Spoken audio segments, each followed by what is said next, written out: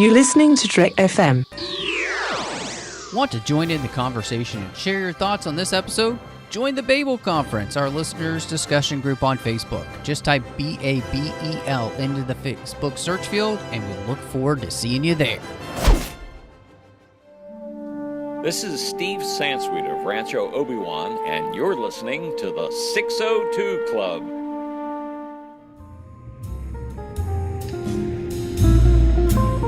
There was a little bar in Mill Valley where all the Starfleet trainees used to go. The 602 Club. You know it. I was there more times than I can remember.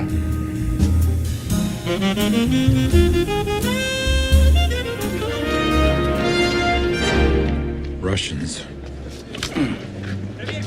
This ain't gonna be easy. Not as easy as it used to be. Well, we've been through worse. Yeah? When?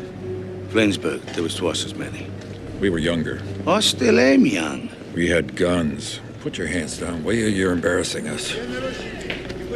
Bet you $500 we get out of this. Let's call it 100. You recognize building, yes?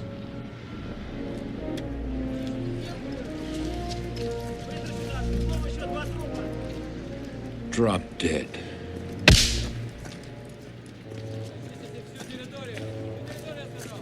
I'm sorry. I meant drop dead comrade. Возьмите ему руки за спиной. Простите!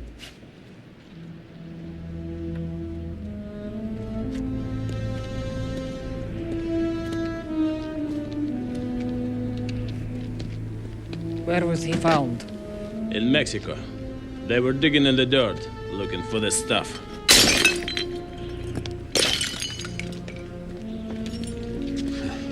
You're not from around here, are you? Where is it you would imagine I am from, Dr. Jones? Well, the way you're sinking your teeth into those W's, I should think maybe Eastern Ukraine. Highest marks. Colonel Dr. Irina Spalko. 3 times I have received Order of Lenin. Also, Medal as Hero of Socialist Labor. And why? Because I know things. I know them before anyone else. And what I do not know, I find out. Now, what I need to know now is in here.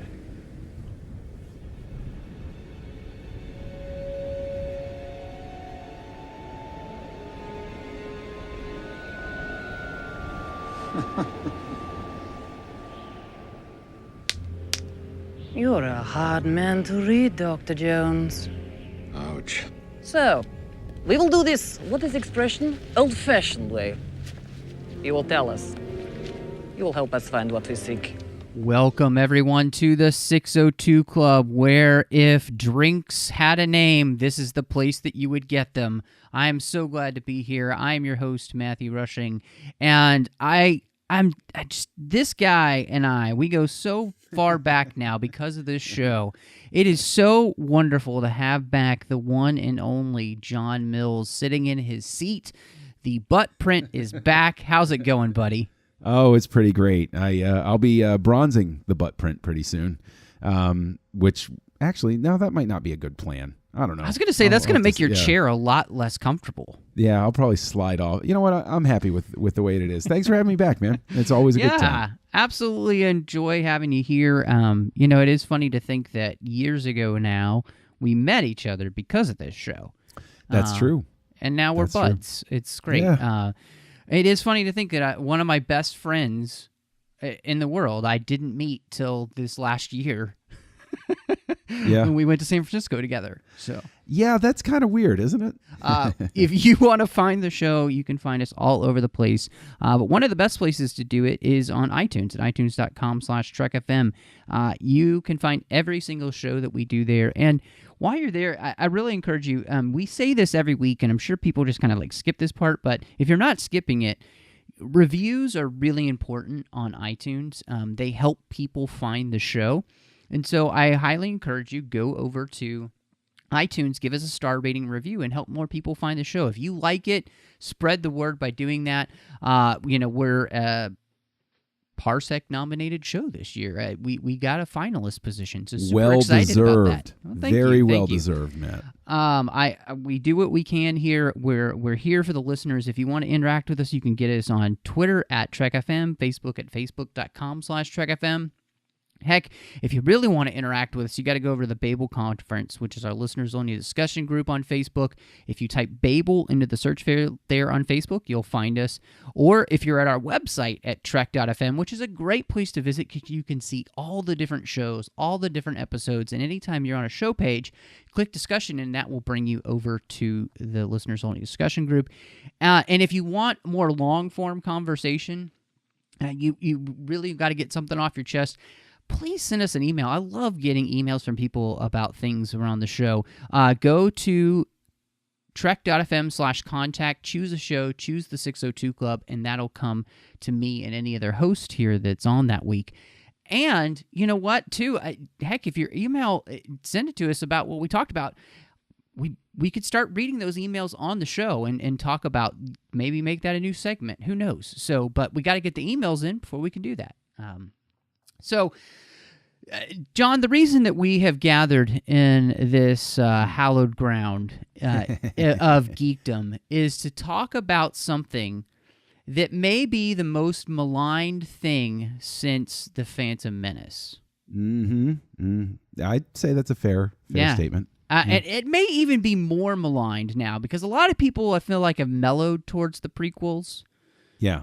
You know? Yes, they have. I think a lot of people buried the hatchet because of The Force Awakens. It's almost like they just said, okay, well, we'll live with it or something like that. But they begrudgingly made up. Yes. Yeah.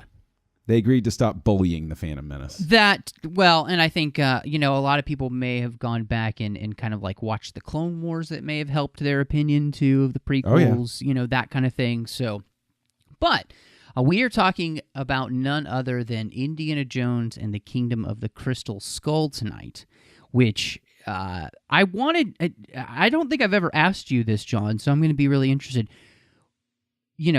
What was your first impression of the movie walking out?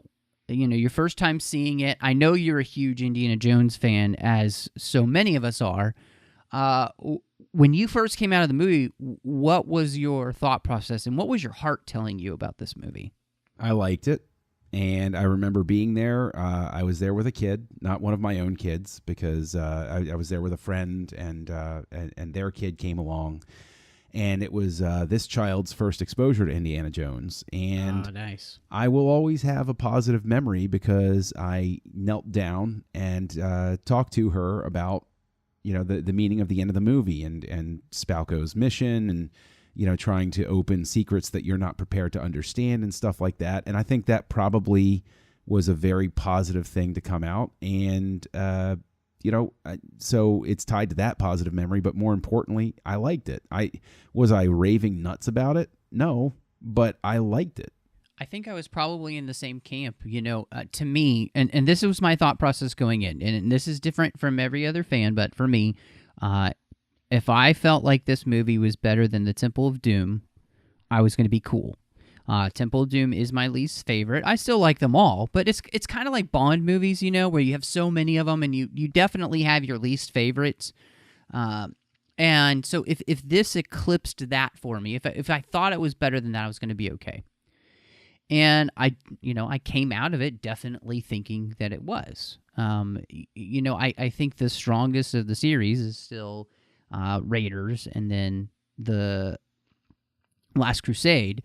But this was a fun, enjoyable romp in the Indiana Jones universe, and it felt like Indiana Jones to me. I felt like where they were trying to go, why they, did the changes that they did in certain areas and all of that, and I don't know, like, I feel like so many times we come out of these big geek movies, and if it's just fun and enjoyable, like, people, that's not good enough anymore.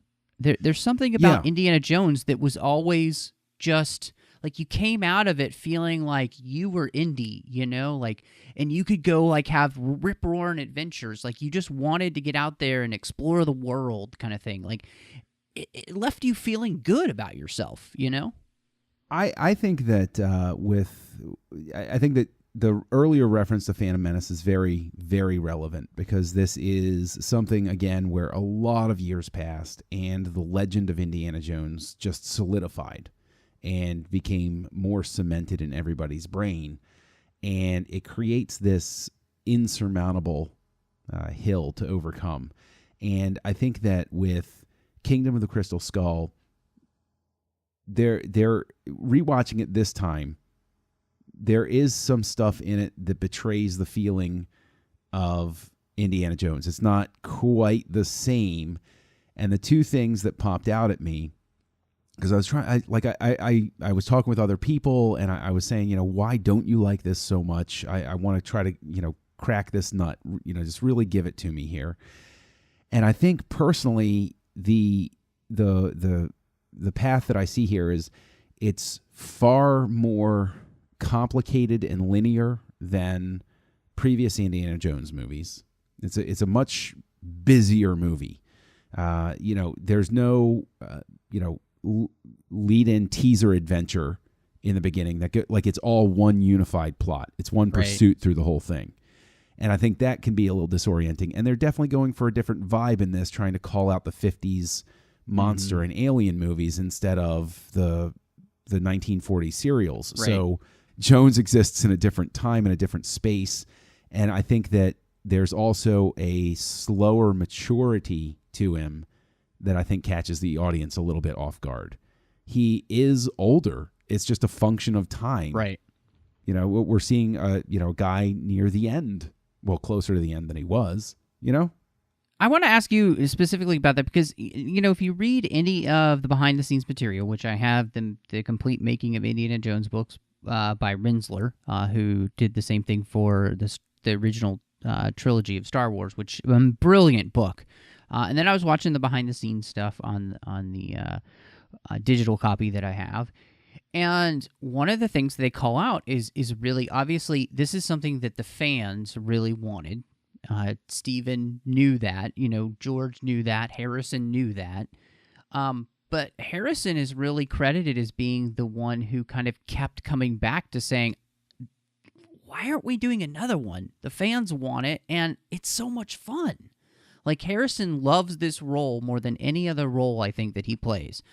And part of that, I think, is because Indiana Jones is all his. He doesn't have to share it with anyone. But I think Harrison and Indy are the most similar in real life. I feel like Indiana Jones and Harrison Ford are just kind of the same person in a lot of ways. Yeah, no, I can definitely see that. I think that the thing with me that is the hardest to overcome for the entire film, and this is going to sound really weird, I know, is the look. I think that the cinematography in this is so different from the first three that it's palpably different. You are on a subconscious level visually aware that this is not the same look. And I think that if Spielberg had been willing to reach out to a different director of photography who had a style that was a bit more a bit more welcome to the the modern, making it look like an old Indiana Jones movie using the new backdrops and technology, I think that it would have worked out a bit better, because I think that Kaminsky's comfort area is not here. It is not here. Now he's the DP that Spielberg always works with, and so they're going to work on this one as well because they work together on everything. But I think that the movie really would have benefited from that. But in terms of Ford coming back, I think that there is a really muddy water here, because there is very much post-reaction to it. After Crystal Skull came out, it's sort of been Spielberg and Ford that have smirkingly said, maybe the MacGuffin wasn't so great. I'm not going to space next time. And I understand that, but at the same time, Lucas is a proven great collaborator. If they had such a problem with certain parts of this script, I don't understand what type of environment they're thinking they're in. That they're pinning all of the failure on all of the audience's perception of failure on Lucas for this, instead of saying, "Oh well, we made this all together." Well, and, that is something, again, when you look at the behind-the-scenes stuff, obviously Harrison really wants to do this, and I think that's the thing that makes the movie work the most for me, is that Harrison Ford is so alive in this film. Like, he is having a blast doing it. He's loving being back, and you can tell. I mean, it's palpable on screen, his performance. He's Indiana Jones again. There's no doubt about that. I guess it's a good time to talk about the reason for the setting. I mean, we are 18 years later. They weren't going to do an Indiana Jones movie that had him in the same exact place that he was before, which was the late 30s, because it doesn't make sense. They had to deal with his age. So, whether you like it or not, Steven doesn't come up with the stories. George does. Right. George is the one who has to come up with this stuff, and he even says that in the material. He's like, I have to come up with these stories. And for the longest time, they really couldn't figure out how to make this work. One, because of the time, and George just couldn't think of a MacGuffin for them to chase that felt worthy of Indiana Jones. And especially after you've done, The Last Crusade, you have to find something. And so George finally kind of really started thinking about it and thought of the idea of, well, what if we do homage to the 50s B movies, the sci-fi B movies? We have a way to explain Harrison's age so it feels realistic. And then I think some of the things that, the look and the feel being a slightly different, I always chalk up to them. They're trying to be Indiana Jones, but they're also being true to the era they're copying and not as much the era they used to copy, and therefore the look should be a little bit different. So all of that mixed together, they come up, George is like, it's got to be, if we're going to do the 50s, it's got to be the sci-fi B movies, because that's what makes sense for the genres that we've copied before in that kind of action-adventure serial. We moved to this. It works. And then on top of that, it's got to be aliens somehow. And George was very specific of wanting it to be the Crystal Skulls, because that was a way to having it be slightly more metaphysical and superstitious and all of those kind of things than beyond it just being aliens, and that was the idea. And he convinced Steven of it. He was able to convince Harrison of it, and they all work on it together. So you're absolutely right that it is kind of unfair for them to come back and say, oh, well, this is not our fault, basically, because they all agreed to do this, and they were really excited about it. And I don't know, for you, because the setting for a lot of people, they didn't like that it changed so much. Does that work for you? It does. It does. As much as I am, Kaminsky has won, an Oscar, so hey, what do I know? And John has not. So just to be clear, the fact that they're going for that is what allows me to shelve some of the background work and look of the movie and say, oh well, they're going for that. I think that the problem becomes the fact that it doesn't meld. If you're going to go for that, go for it whole hog. And there are too many scenes where you flip back and forth between the hyper-realistic look and then the bad, schlocky 1950s sci-fi background. I'll give you an example. Where they're first getting to Area 51 and they're about to go in, and that background is obviously a digital background, and it's done to look a certain way. Totally works. I get it. I'm in the flow here. I'm with you. And then you go to the college town, and it looks like just a regular, straight up Indiana Jones movie in terms of the lighting and everything. And it's, for me, that's where I see sort of the gears not meshing. Go for it whole hog if you're going to go for it. Go one direction or the other. And I think that also it doesn't quite work out when they are cutting through the Amazon. I am bothered by some of the background shots. Now, it gets worse. It's really interesting because recently I was in a room where people were hate watching it. And when it was being broadcast on TV, they did that sort of half zoom in sort of thing where it's kind of letterboxed. Ugh. And it actually made the backgrounds look even worse. But I just think that whole thing, just the two worlds collided and didn't quite mesh. And that's where I think really, the big misfire is. Mm-hmm. One, I watching the extras, that scene that you're talking about outside of Area 51, the first shot, and especially where Spalko comes out of the door and it looks like it's fake. It's not fake. That's actually just the sky that night. And it's obviously enhanced and everything. They clean everything up. But I was blown away. I was like, because I always thought that wasn't true. Like, I thought that was on a set. Oh, I thought that was. Now, see, the thing is, that's where I am going to throw, where I'll throw the photography under the bus then, because the lighting looked like it was a set. The lighting, the lighting because the lighting the lighting in that scene is what totally makes it look like it's inside with a fake background. And that is another thing that I was reading that they had such a struggle with because they haven't lit an Indiana Jones movie for 18 years, and the lights that they used to use don't exist anymore. All the light bulbs are completely different. They're all made differently, and they're made with different components too. Right. So they had a real struggle. They actually talked about that. They had a real struggle of trying to create that same lighting with a completely different lighting system. So they really struggled with that. So I think you calling it out is not something that they and that's partly where I will call this out as you're talking about, especially like the I can see it too. I understand in the jungle, you can see the shots that are taking place on the green screen. You can see the shots where they're inserting the plates and all that stuff.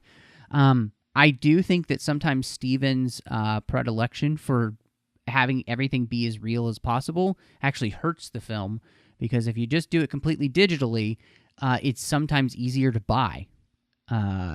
Well, it's consistent. Exactly. Yeah, it's consistent from shot to shot. Yes. Yeah. And in a scene like that, where once you get into the jungle, the more that's digital there, the easier it is to make it consistent. Now, see, while we're talking about the jungle, let's go ahead and address the as a friend of mine, Craig, calls it the monkey army, which is at best a couple of shots where instead of having Mutt disappear and then reappear at the right moment, which is a very Indiana Jones type of thing in the way I wish they would have gone. Right. Instead, they're a little self-indulgent, and they show him swinging through the vines with monkeys swinging around him. There's no monkey army. He doesn't rally the monkeys like not really, like a bunch of Ewoks to come and attack the evil empire or anything like that. It's a gag so that they can get the shot in where Spielberg and Lucas can make fun of their greaser friends in the past and say, we looked like a bunch of monkeys hanging out. Well, Steven has come out and said, hey, you stop blaming George for that, because he said that was all my idea. Okay. He has admitted that the monkeys were all his idea. In fact, even, when Spalko throws the monkey off, he had them insert the shot where the monkey doesn't die. So you can really see some things where Steven has like pulled back. That's so interesting, because from there's that his he's not willing to be cruel anymore or have anybody be too cruel, because he's really mellowed out. The guy who made a movie where somebody's heart got torn out and burst into flame. Yep. And also, as I recall in Raiders, even though you didn't see it happen, you saw the German throw a melon at an off-screen dog, and you heard the dog get hit and yelp. Yep. And instead, this many years later, he spares the monkey. That is absolutely correct. Interesting. So, and I think you can see that, and this is where, George is, he writes a thing, and then Steven takes that thing and he turns it into the movie he wants to make. And I think you can see the difference in the filmmaker that Steven was back in the beginning to the one he is now. And he's a lot more schmaltzy. Here's a question for you, because this was playing on my mind as I was watching it as well. Things coming back 20, 30 years later is very much a thing that's happening in Hollywood. True. This is sort of in the front end of that wave. If Steven Spielberg's name was not on this, if they had said, we went and we got, pick a name out of a hat, J.J. Abrams, whatever, and we're bringing Indiana Jones back, do you think this gets a better reception? I don't know. Because what I think it was is that it wasn't even Spielberg who gets the blame for this movie. It's Lucas. I know, but what I'm saying is, do you think the audience's reaction is different because of the expectation of Spielberg in the past? Because I think you're perfectly right in calling out the fact, and again, this is with tremendous respect for Steven Spielberg as a filmmaker. He has made unquestionably some of the best films in the history of film. And he has more Oscars than either of us. So yes, that's true. But his sensibilities, maybe it's his sensibilities don't match what Indiana Jones was, and maybe that's part of the problem. I think that his sensibilities, and this is the funny thing, I think his sensibilities actually fit the setting of the film better and work better because of where we are in time. How do you mean? Where they are in the storyline, or where? Okay. In the film, I think his sensibilities actually, his more schmaltzy use of, like, I don't know, everything's more cutesy, right? And the fact that this is kind of like that family film, this family coming back together and all those things, I think that fits very much with that sense of what George and Steven both probably miss about that time period. In fact, this film reminds me so much of the American Graffiti of Indiana Jones. Like it's like those two films had a baby, and that's what you're getting in a lot of ways. Without the twist at the end of, because without kind of knowing where the characters go at the end of American Graffiti, it's a lot less serious. So I feel like this is the lot less serious version of American Graffiti mixed with Indiana Jones, and that's kind of what the feel and the mojo is to this film.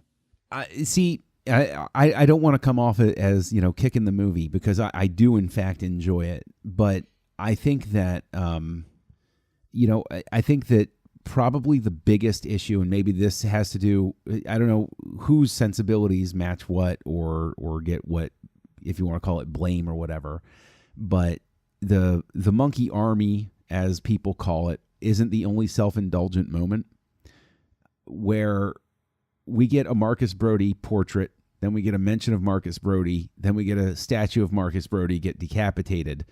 It's if you cut out the portrait or you cut out the mention of him and you just have it be a statue where fans can say, aha, that's Marcus Brody. I think that there is a tendency in this movie to go too far and not hold back on the jokes, as it were, and I think maybe that is the greatest sin that it has. But the thing is, here I am throwing all of this shade on it. What I do want to say is that for the complications that it has and all of that stuff, the side characters in this are right up there with all of the other side characters that you've gotten in the Indiana Jones movies. I love Ray Winstone's character. Spalko is pretty amazing.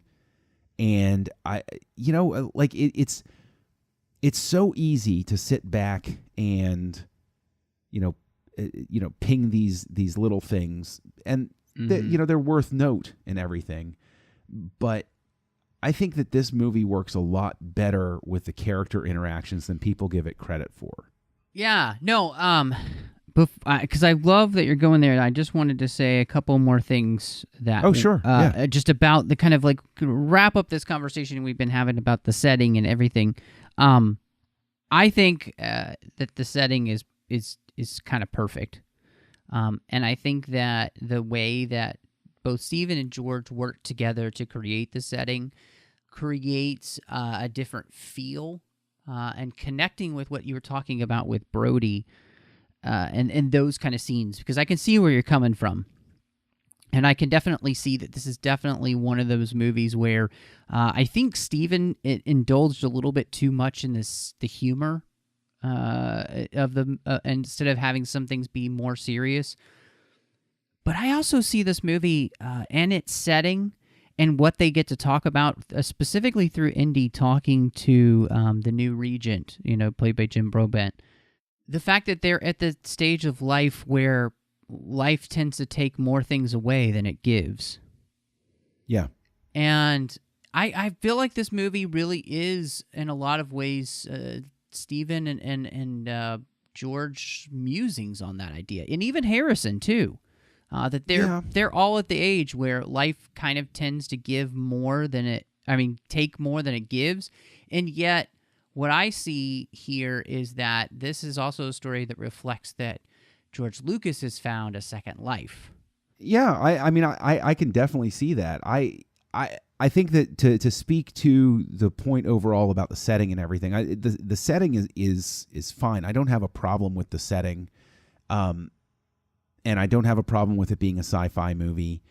I think that when you're talking about the humor versus the more serious stuff, I think that what makes Raiders and Last Crusade so incredibly successful, like rise above even Temple of Doom, which has its own set of issues, is that the serious moments are very serious, and they let you have them, and they're more blunted in this than they should be. Yes. You have a lot of beautiful moments in Last Crusade when they think Indy has fallen over the cliff, or when he's holding him, in the chasm and stuff like that.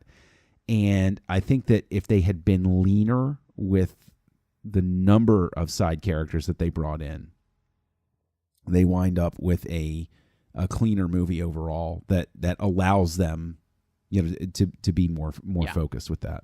Yeah, absolutely. I think that you're right on cue with saying that those serious moments, you needed to let those kind of linger and be serious, because that is one of those things about Indiana Jones, that it is a fun action adventure movie, but it does take the world in which Indy lives in seriously. Yes. Go all the way back to Raiders. Yeah. When he thinks Marion is dead, and he's sitting there drinking, that is a really somber scene. Like he's willing to die just to take Belloc out. Indy's like suicidal in that scene. Now and that's what makes nasty. Right.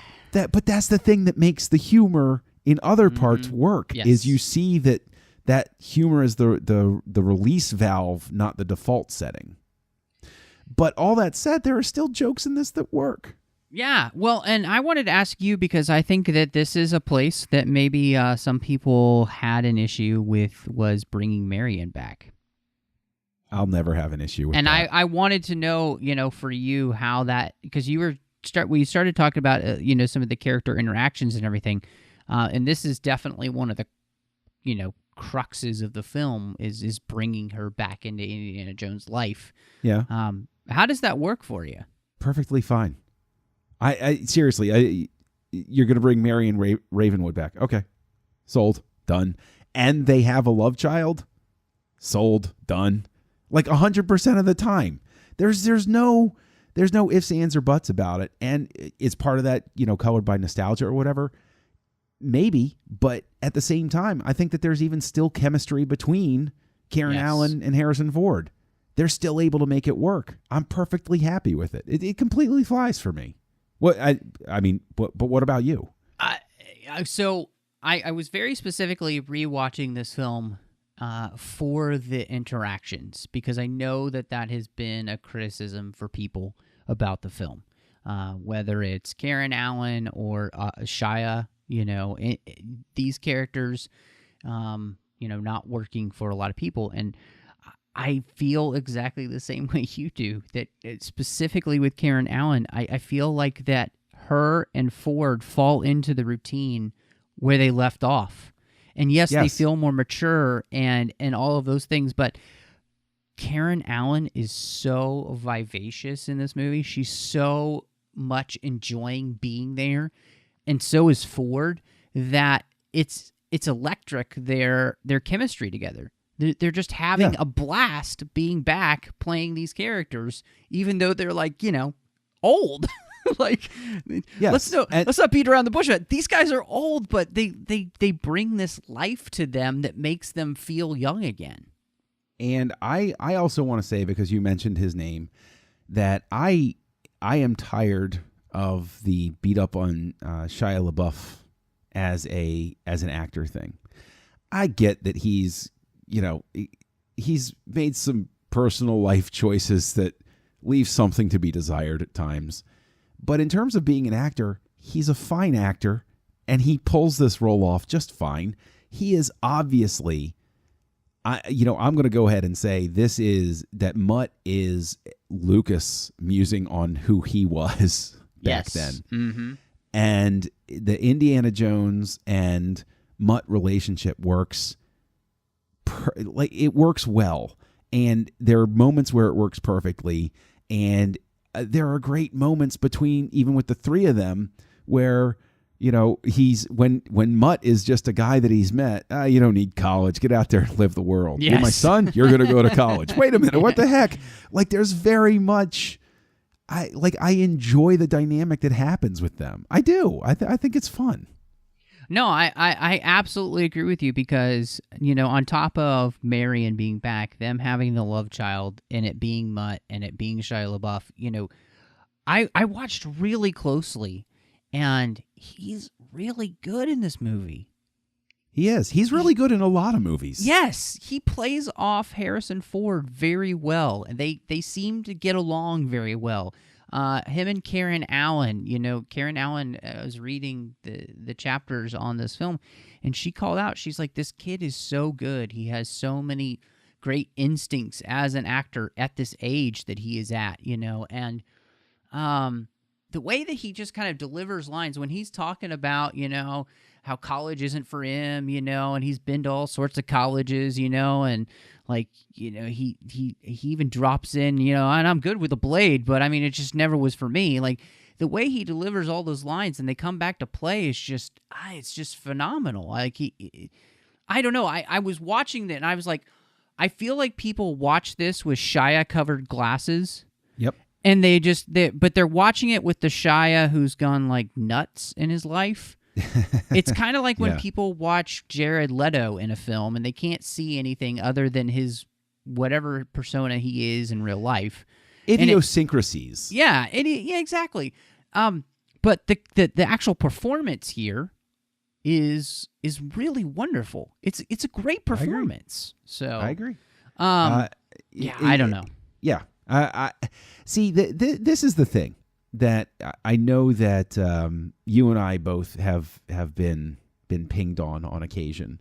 Is we are. You know what? I'll take this on myself. That people, if you watch South Park, there's a very infamous episode about this film, and I have friends who call me Butters because of it, because, the main characters in South Park have their reaction. It's a rather tasteless joke and everything, but then they cut to Butters in the theater and he's sitting there and he goes, I don't know, I kind of liked it. And that was me. All of my friends are acting like this film is some sort of high crime and misdemeanor. And I'm sitting there and I'm like, yeah, okay. I mean, it's not an Oscar winner, but I like it. I had a good time. What are you all so mad about? I don't get it.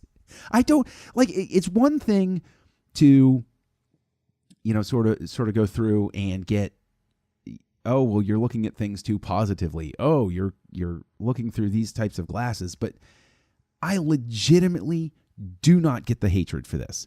I can understand people disliking something. I can understand people thinking a performance isn't good. We've mentioned things that we have a problem with it. But sometimes I see the reaction to a movie, and I'm going to throw out there, because one of the things that delayed this movie was Independence Day. And that's what, put it back on the shelf, because they had a concept that was relatively close to Independence Day, and they said, they stole our thunder, so let's try to brainstorm this out. But let's take a look at Independence Day Resurgence and Indiana Jones and the Kingdom of the Crystal Skull. Yeah. I get the reaction on one of them. I don't get the reaction on the other. It doesn't make any sense to me. This movie is not The Room. This movie is not a Neil Breen movie. This movie is not some 70s exploitation flick made for $20 that looks absolutely awful. This is a good movie made by talented individuals, and it is, in fact, enjoyable. Well, and one of the things that I really... one of the hallmarks of the Indiana Jones films is that they don't seem to try to one-up other movies. They're trying to be consistent within the world that they've kind of created, and they just kind of one-up themselves. They're not worried, and that was specifically something that they didn't want to do. They didn't want to feel like they had to compete with all the other action films that had come out in the last 18 years. They were only competing with themselves. And so, yeah, they kind of ramp up some of the stuff, and some of the stuff gets kind of ridiculous, as most Indiana Jones movies do. But it was true to what they had done in the past, and not comparatively to everything else that had come out in 18 years span. And I think people expected Indiana Jones to come out and basically do every action-adventure movie from 18 years of history, and instead, they just worked off what they had done, and then people were like, well, that was lame, because they expected something that was never going to be. There is, I think... also, we have a time capsule sort of thing going on here, where this movie gets this reaction in this time by audiences who have changed. I think, again, let's call back to Phantom Menace. The audience had changed. And so the movie was no longer speaking to the part that they thought, blah, blah, blah, blah, blah, all of that psychoanalytical stuff. The same people that have a problem with, different over-the-top sorts of things in this, is it really that much more of a movie sin than inflating a raft out of an airplane that's falling, landing, going down the side of a mountain, and ending up in a river that takes you to a place missing its Shankara stone? Or, I don't know, going through that mine shaft? Or, I don't know, riding the top of a U-boat for hundreds of nautical miles? Or, there are any of a number of things where if you really want to nitpick it, right. Oh, I don't know. Not dying when the tank falls off the, the hill. I mean, I don't know.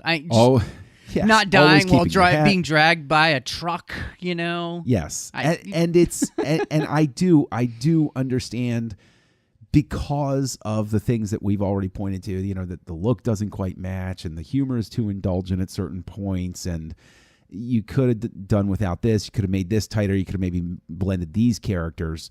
That still doesn't mean it's a terrible movie. That still doesn't mean it's so worthy of the disdain that it receives. And again, I'm not saying anybody has to love it or have my opinion of it or anything like that, but I'm just saying I very much, especially rewatching it again. This is not the first time I've rewatched it in years. Just back in April, I rewatched it. I showed it to my kids, and I was watching it. Oh, that's right. How did they like it?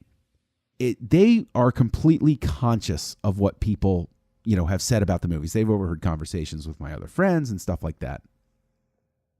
And one of my daughters actually looked at me and started asking me, well, and I'm not gonna name drop anybody that they name dropped, but well, what does he think is wrong with this? And I'll be like, well, he thinks this.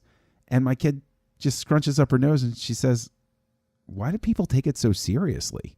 It's an actual line from my kid's mouth. And I looked at her and I said, you know what? You and me, we have an understanding here. You and me, we're on a wavelength. So, you know what? Take that for what you will. I take it as I'm proud of the girl. You can take it as I have the sensibilities of a 10-year-old. Whatever, I don't care. Well, it's funny that you mentioned that because my wife and I have been slowly rewatching through Star Trek Enterprise because Discovery started. We started watching that, and I kind of started this experiment just to see what she would think of, obviously the brand new show and then Enterprise, which is the newest besides Discovery, just to kind of see what her reaction would be. Well, one, she's stopped watching Discovery and she's kept wanting to watch Enterprise. We got to Terra Prime, which is one of the most ripped apart episodes in the history of Star Trek. And I told her that after we watched it, that people hate this episode. They absolutely hate. She's like, why? It seemed pretty Star Trek-y to me. Like, the episode before that was unexpected. She said the exact same thing. She's like, why? She's like, I thought it was funny. Well, there I think as well is something that I think can really happen a lot of times is I think that the target audience, the whatever audience we're talking about here, this amorphous audience that is a useful example, is I think that Kingdom of the Crystal Skull winds up not pandering, if you will, to the sensibilities of the people who have aged 18 years since Indiana Jones and the Last Crusade. It doesn't pander to them and say, I'm going to do exactly what you want to give you the glowies inside. It says, I'm going to do what I do, and that's how it's going to be. And I think that there is very much a hardwired response that people can have to a film. And I'm not pointing fingers. People can take this comment for whatever you want, but it's very telling because there are certain movie franchises and television franchises, what have you, where they are making it their job to, it's not just play to expectations, but pander to the demands of the audience. Nobody wins. Nobody wins in that scenario. That's just all I'm going to say. Well, and I think, too, it's one of those things, specifically with this movie, where it's very true to what Indiana Jones is. It is a bit more lighthearted than any of the other Indiana Jones movies, but I also think that part of that is that this story, they're very cognizant that they could never do another, and they want the story of Indiana Jones and Marion and Mutt to end on a happy ending. They want this movie to end with you feeling good about where Indiana Jones ends up if you never see him again. In the same way that Spielberg specifically called out the shot in The Last Crusade where Indy's riding off into the sun so that you feel good about knowing your character is happy and healthy and kind of where you want him to be, that this is a specific choice that they're making. And I don't know, maybe we just don't like happy things anymore. I'm not going to say that. I think it's a valid point. I don't know if I agree with it, but I think you've given me something to chew on, but something actually that has crept into my mind about it a lot, especially rewatching it this time, is we live in an age where there is a surfeit of information. And there is absolutely no desire or thought that maybe I mean, we see people headline read and people just, take things in and don't really discern and those sorts of things. Do you think that the message of a movie like Indiana Jones and the Crystal Skull doesn't play as well? Well, one of the messages of it, which is there are some things we were not meant to know.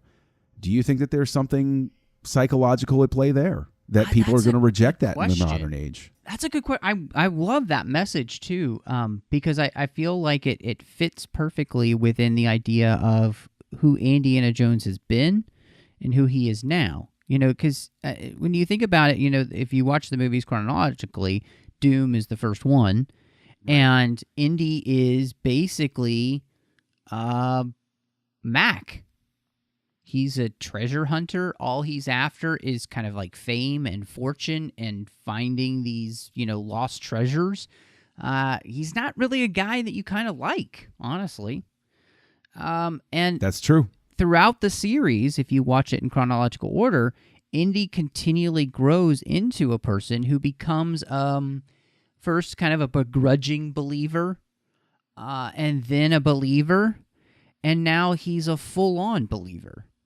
And Indy's never going to probably be somebody who's super spiritual or anything, but he's going to be somebody who now realizes there is a time and a place for me to explore and to know, and then there's a time for me to back off.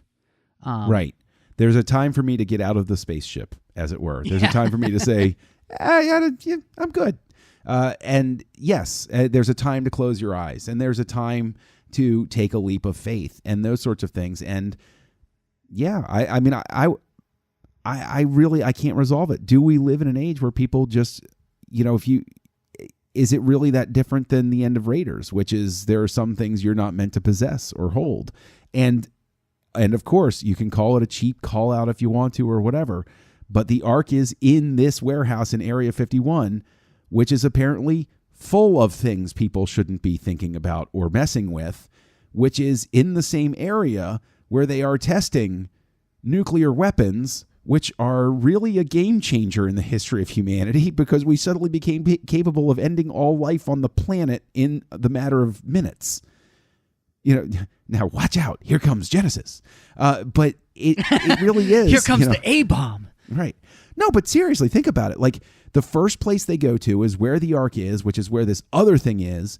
So it's like there's a giant repository of stuff that people never should have screwed with next to the testing site of something people never should have screwed with. There's something at play there, and, And it's funny because that fits perfectly with, I think, the ways in which George has been dealing with that subject through Star Wars at that point with the prequel trilogy of Anakin possessing something he shouldn't hold on to so strongly or it will ruin him.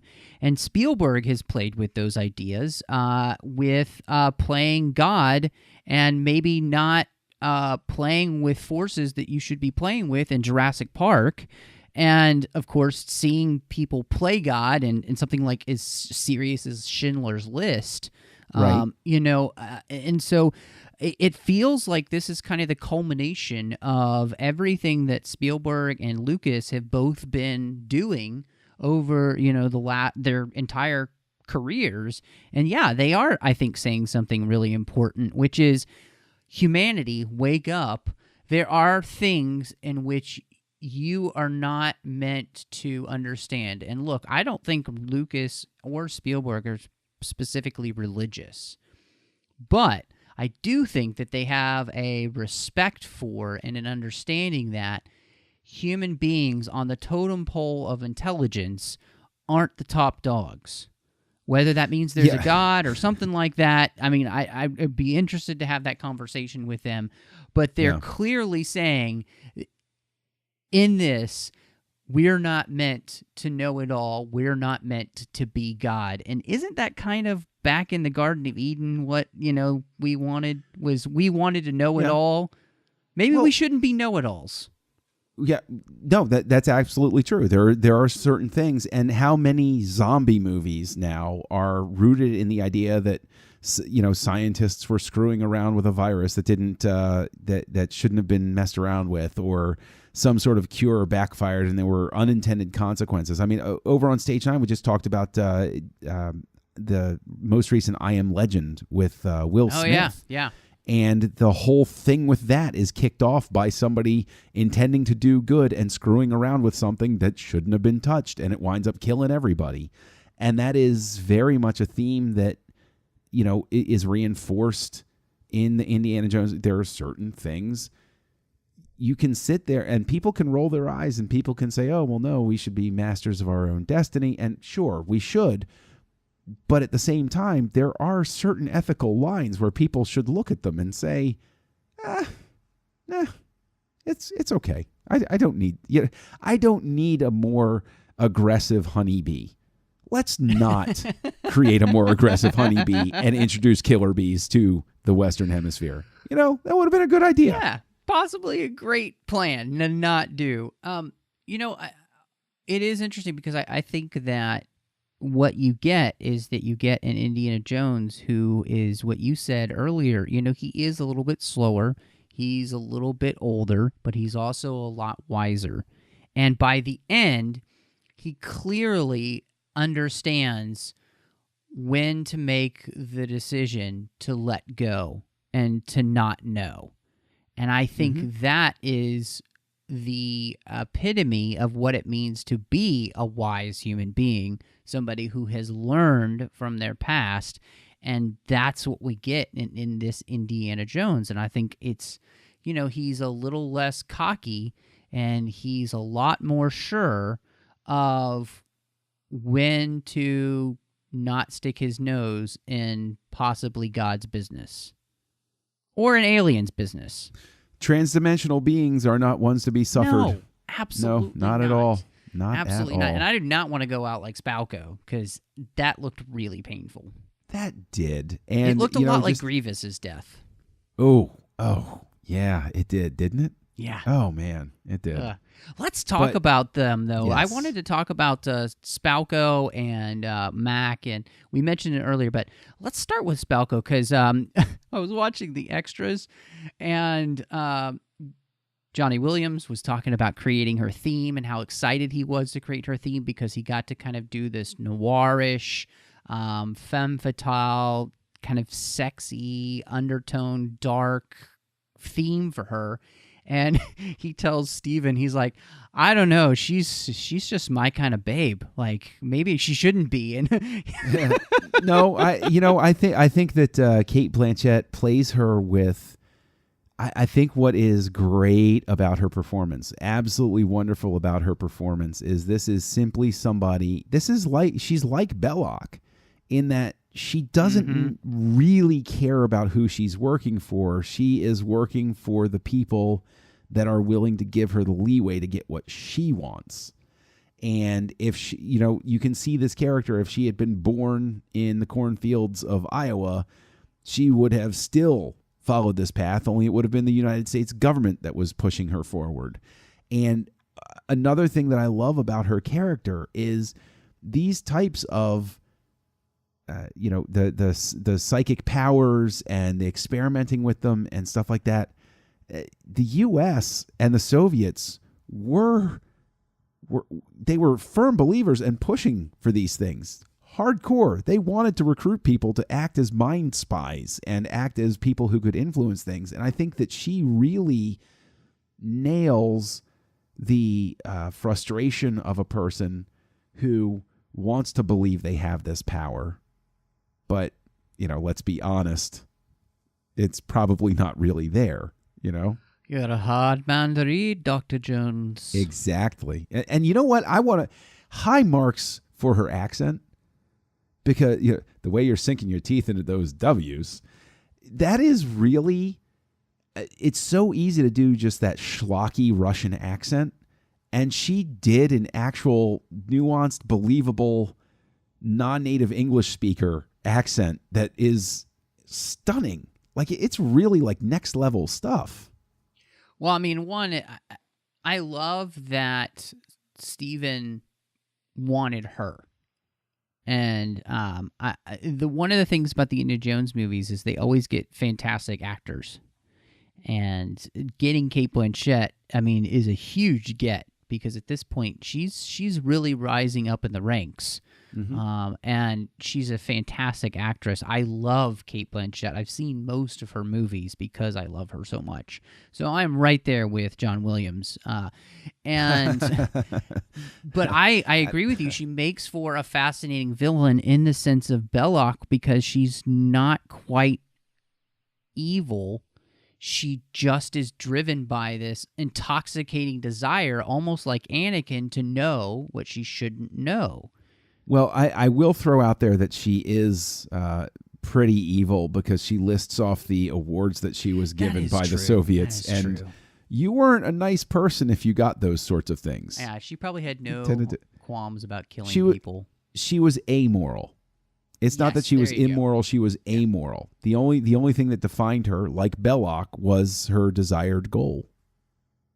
And I mean, I love her in the film. The first scene that she has with Ford is fantastic. She picked her look specifically. She looked through yearbooks and found the look that she wanted, and she really sunk herself into the character, and I think it really shows because I really enjoy her performance. Mac was a funny character just because for me, he's the guy, I feel like, again, as I said earlier, I feel like he's just supposed to kind of be the mirror for who Indy used to be. And Mac is the guy who's just stayed that same person and never ever changed. Mac was the hardest character for me to get into. It took a couple of viewings for me to really go along with him, but I think your read of him is spot on. That he is like Indy's shadow, where we all have that friend that hasn't quite, but we love them. We know who they are. We accept them for who they are, but we also know that they're not maturing at the rate that everybody else around them seems to have. And I think that he's a fun character. I do think that the movie would have benefited from probably fewer characters.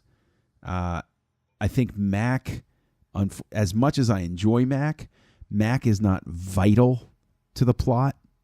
And as a result, if I were taking a really hard eye at the script, Mac is the one who I would have said, we don't need Mac. Yeah, I do actually 100% agree with you. I think he is the character that I would have tried to, if I was writing the script with George, find a way to meld him into other characters that already existed. I mean, he's important in the sense that he brings both sides together in a lot of ways, but and his back and forth double, triple, quadruple agent thing does get slightly old, but you know what? I get it. So. Yeah, I mean, you roll with it. He serves a purpose, but it would have been nice to roll him up. I mean, even into like Jim Broadbent's character, roll him up into without that one. Maybe him be without him being the double agent or say, because nope, you're right. I mean, I like John Hurt. He doesn't have a ton to do in the movie, but he's a good actor. So having him in the role was nice. I really have a feeling that he was a repurposed Sean Connery. Yes, I very much get the vibe that, and I think that it would have been a much stronger call to action for the audience if they had said, "Your dad's missing." Yep.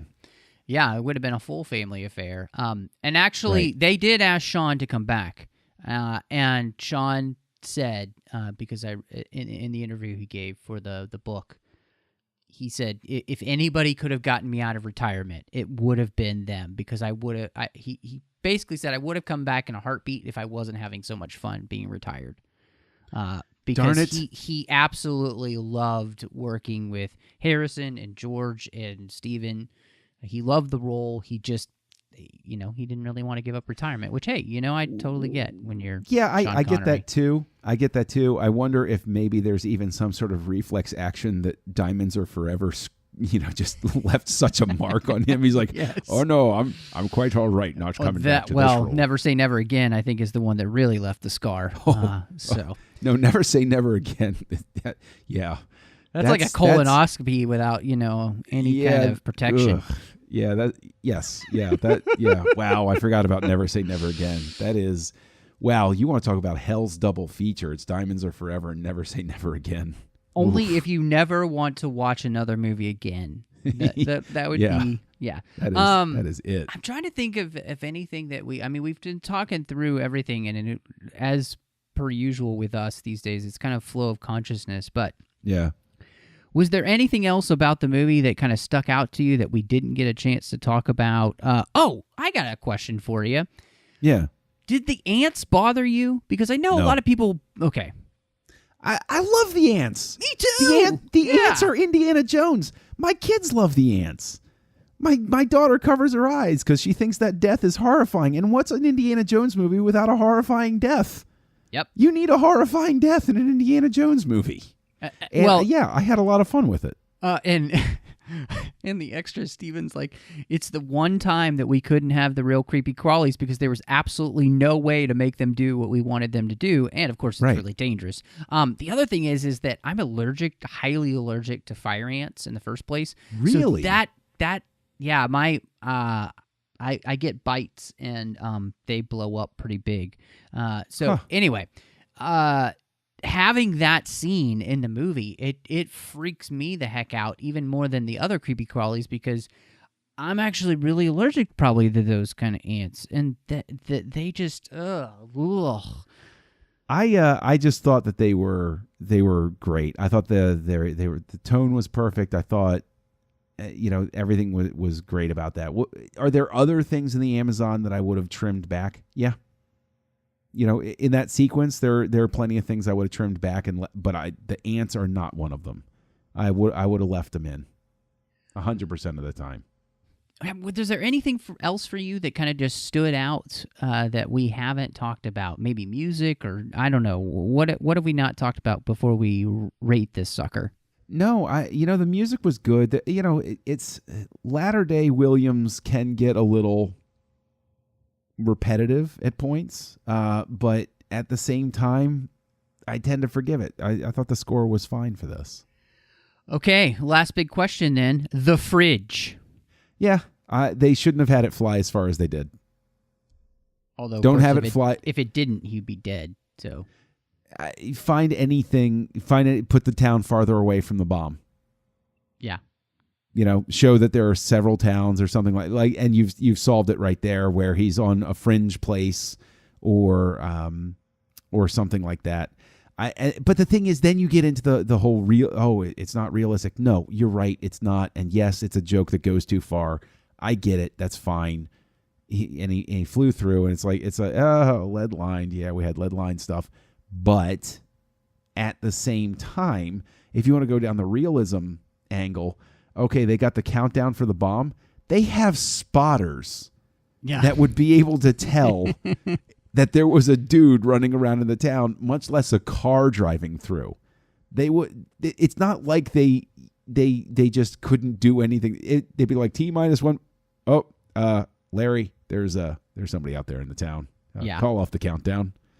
Like, seriously, that's what would have happened. But with the lead line fridge, in the grand scheme of things, it needed to be there for him to live. Okay. Can I just say, for me, it's just so outlandish. It's great. Like, because that's kind of what Indiana Jones is, right? And for me, it worked because it was so over the top. And I get that doesn't happen for everybody, but it happened for me, and I just rolled with it because, I get what they're trying to do. I made reference to the raft out of the plane going down the mountains thing previously. Yeah. I would say that is my line of demarcation for how far I'm willing to go with it. And it's pretty similar for the most part. I mean, I would say that the distance the fridge flew and the way it landed, that went a little bit beyond the raft. You're true. I mean, you're right. Yeah. You're right. I just was like, you know what? If I can accept that, I can accept this. So I took it for what it was, which is a groaner of a joke. And okay, let's move on. John, if you are rating Kingdom of the Crystal Skull, where do you land? I land on 4 out of 5. And I know there's a record scratch somewhere out there. What? I'd say probably before I watched it with my kids in April, I was in the 3.5 range. But after I watched it with them, again, I'll make a reference to another movie that came out a long time after, the most recent entry, Force Awakens. I didn't fully plug into that one until I watched it with my kids, and it's true. Why do people take it so seriously? It's fun. It's an adventure. And I'll tell you, when I reach for the Indiana Jones box set, Raiders and Last Crusade are cut above. They're the best ones of the series, hands down. But then if you put me to the test of Temple of Doom versus Crystal Skull 100% of the time. Yeah, because it's more fun. You're going to get more enjoyment out of watching it. Yeah, and there are also other problems with Temple of Doom that, people, I think, just willingly forget. Yeah, like Kate Capshaw. I don't know who you're talking about. What's that? Look, what's a Kate Capshaw? I'm right there with you, and I think Roger Ebert summed it up best when he reviewed this film, and he gave it 3.5 out of 4. Okay. And he said, I can say that if you like the other Indiana Jones movies, you will like this one, and that if you did not, there is no talking to you. I love that guy. I do too. What a great guy. Ebert. And I absolutely agree with you. I'm right there with you. It's 4 out of 5 stars. This is a fun, enjoyable movie. I got to say, they just don't make them like they used to. This movie is not afraid to be like the other Indiana Jones movies, which means that it doesn't necessarily keep up with the times of 2008. And I think that that's sorely missed, that we're afraid to make movies like this. Just have fun. Just have a good time. Yeah, absolutely. And yes, this movie did have points where it could have taken itself just slightly more seriously, and that would have been fantastic, and I think it would have helped the movie. Is it a perfect movie? Absolutely not. But is it a worthy successor to the Indiana Jones franchise? Does it deserve to be in that box set? 100% absolutely % yes. And so, I'll be interested to see what the reaction is on the Babel conference to this one. Oh boy! But this is going to be a fire starter, Matt. You know it. I know, but John and I have had a blast sitting here talking about this film, and it is one that we unabashedly love, but we also realize that there are issues. We're not being blind fans here. In fact, I think that half of the show was us talking about things that weren't perfect in the movie or that could have been done better. But that doesn't mean we can't enjoy it. And I think there's something lost in the sense these days that we can't say something's not the absolute best or the absolute worst. This one's higher than the middle, but it's not the absolute best. That's Raiders of the Lost Ark. So and they started off with a home run, and then just sort of the plateau was reached, and they just sort of stayed there. Yes. So and I can't wait to see what people think of this one over there in the Babel Conference. I really want to say a quick thank you to our associate producers here, Ken Tripp and Davis Grayson. They make this show possible each and every week. The fact that I've been able to do it for so long because of their support, as well as their support of the entire network, it's just been fantastic. I mean, without people just like them supporting the network through Patreon.com, there's no way that the shows that John and I do and all the other shows that come to you on the network could happen. And so I encourage you to go over to patreon.com/TrekFM, see how you can support the team and the shows that come to you. As you notice, these shows are ad-free. Great quality content coming to you each and every day of the week. Sometimes we have 2 shows coming out on a day. So make sure, again, that you see how you can be part of that team. Every little bit helps. Again, that's patreon.com/TrekFM. Well, John, I know that I had an absolute blast talking about this movie with you. I think next year we're going to have to dive into the last 2 Indy movies that we haven't done yet, because we have done Raiders and we've done the last one. Now we got to go back and do the middle. All right. Yeah. So, let everybody know, as we've mentioned, you've got stuff going on all over the place, and so if people want to reach out to you and talk about Indiana Jones or any of the other shows that you're doing, where can they find you, man? Oh, well, look for Kessel Junkie online. That's me. And right here on the network, again, congratulations to the 602 Club on the Parsec Award finalist. Well, thank you, sir. Congratulations to you on the Aggressive Negotiations for your Parsec Award nomination and Stage 9. right here on the network, Stage 9 with me and Mike Schindler. We are having a lot of fun with that one, looking at a lot of different things, and just having a blast. And Mike Schindler and I are also doing Great Shot Kid over on the Nerd Party Network, which is we're having a lot of fun looking at. We've been defining the Star Wars saga a shot at a time, one shot from each movie. And then we had a lovely little discussion about the approaches of Blade Runner 2049 versus The Force Awakens. That was a lively discussion. And actually over there on the Nerd Party Network with you, Matt, I am there co-hosting Aggressive Negotiations, a Star Wars podcast, also nominated for a Parsec Award. So those are a lot of fun. And I am also co-hosting Words with Nerds with my pal Craig. Now, Matt, those are all the places I can be found. Where can you be found? Well, I am lurking over on the Twitter at MattRushing02. I'm also on Instagram under the same name. You can find me here on the network doing The Orb with Chris Jones, talking about Star Trek Deep Space Nine when we get a chance to meet up and record, which is so tough these days since we're on totally different parts of the world and different schedules. So we appreciate people staying with us. We promise to try and get one out to everyone soon. You can also find me on the Nerd Party Network doing Owlpost with Drea Kaufman as we talk through each and every chapter of the Harry Potter series. That's a blast. I hope you'll check that out.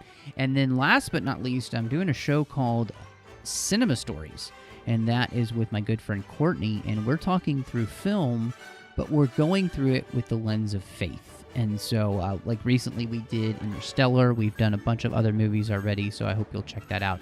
And you can find all the shows that John and I do on iTunes or wherever you get your podcasts. So thank you so much for joining us, and y'all come back now, you hear?